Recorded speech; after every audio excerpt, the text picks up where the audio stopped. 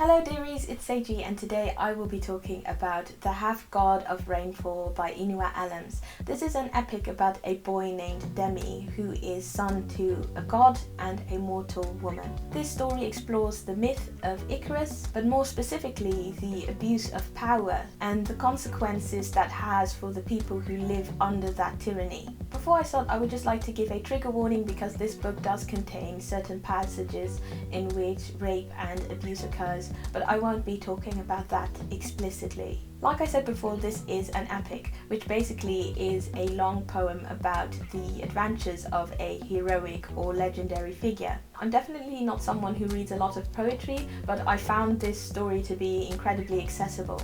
The story is split up in 3 acts, which are further split up in books.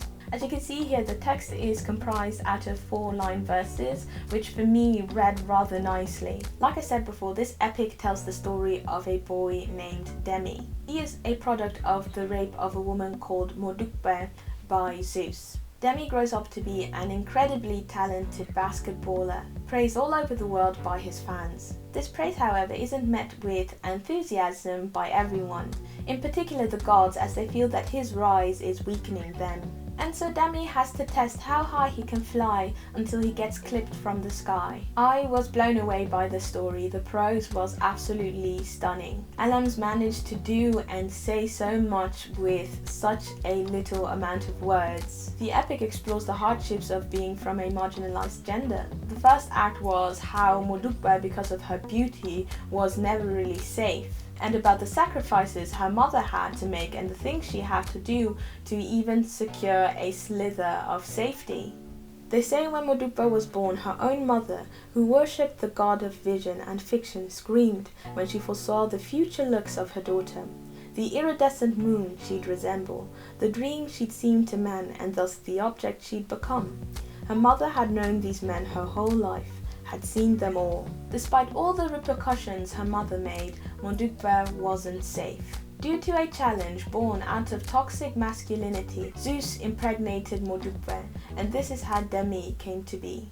It was so heartbreaking to read the impact this had on Modukbe's life. Sometimes I need a wall up.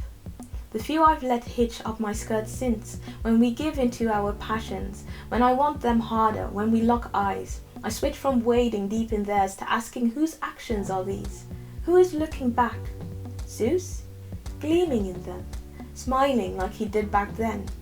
And it just worsens. Demi, when I feel vengeful, lustful, I feel them.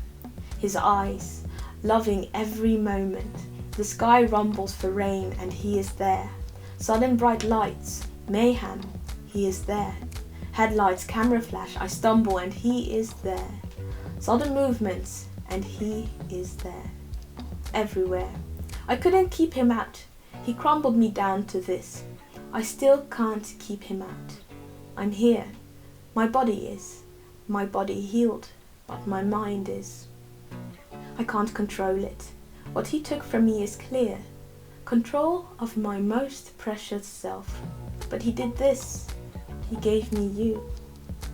And then she kissed me, my forehead. You see what was done?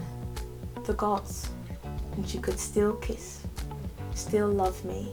This is a very sad story, but it touches upon things in our society that have been stigmatized for such a long time, and it does so in such an eloquent way. I don't want to spoil more of the story, but I will say that I did walk away with a lot of hope after finishing this story. And so that is everything I wanted to say with regards to The Half-God of Rainfall. Thank you very much for watching. If you liked this video, give it a thumbs up, subscribe if you haven't already, and I will see you in the next video.